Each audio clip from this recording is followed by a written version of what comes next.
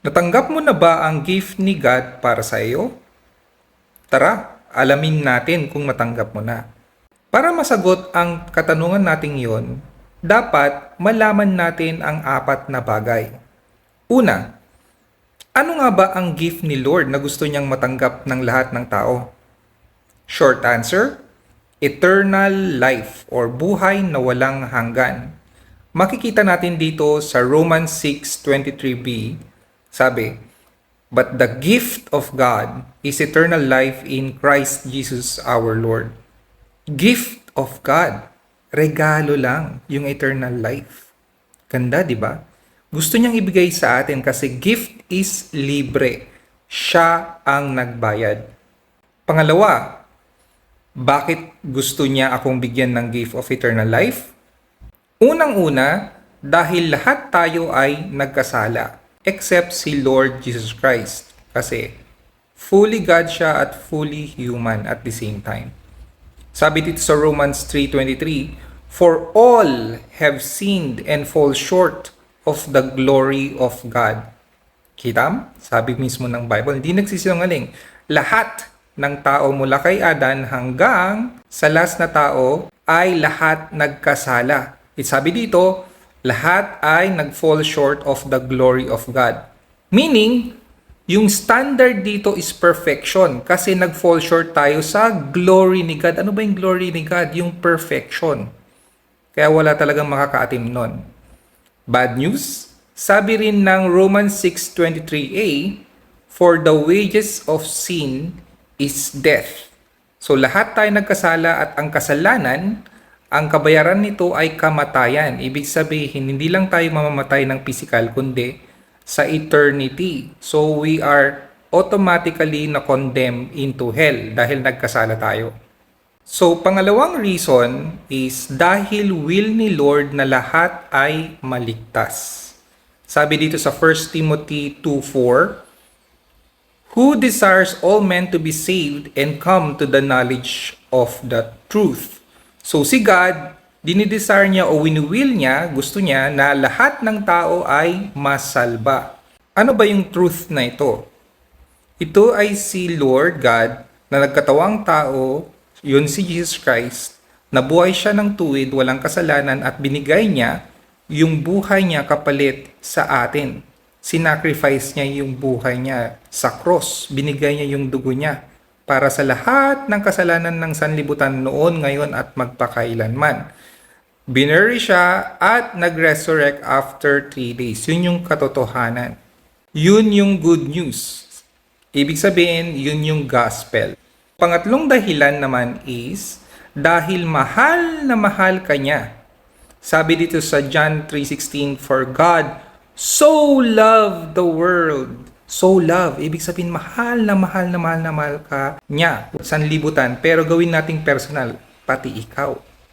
That He gave His only begotten Son, that whoever believes in Him should not perish, but have everlasting life.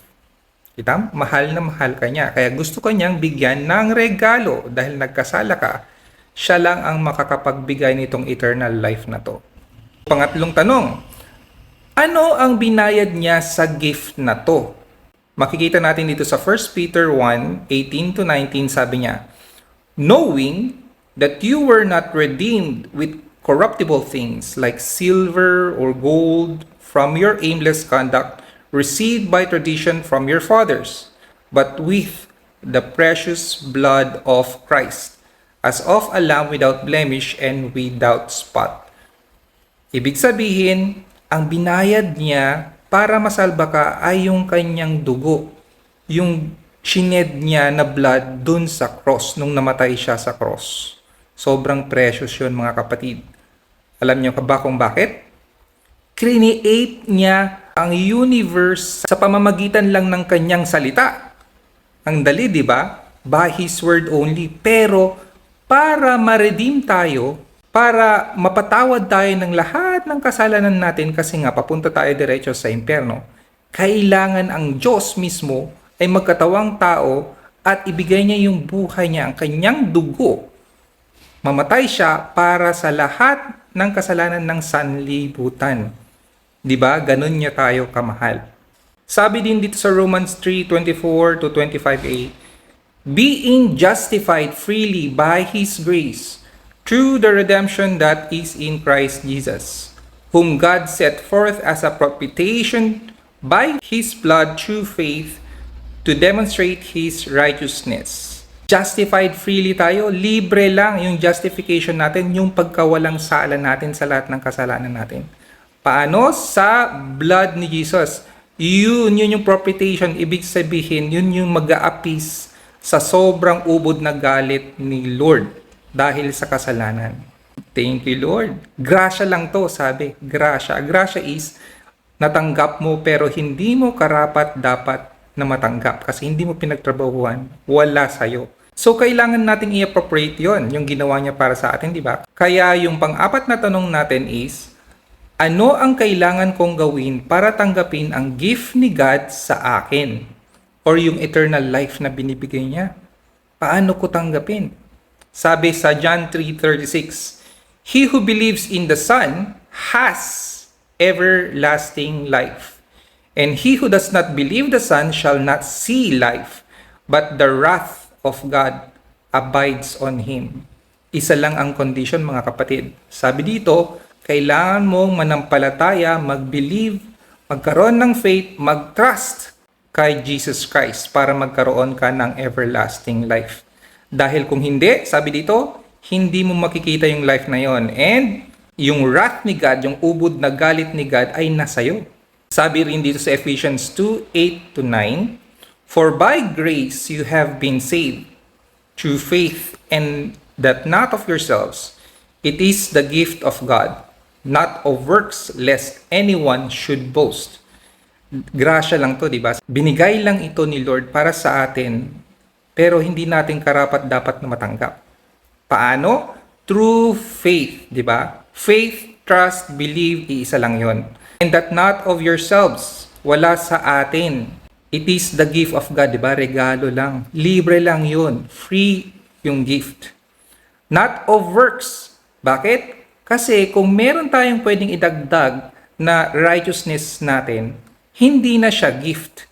Di ba? Magiging reward na siya or magiging sweldo. Di ba?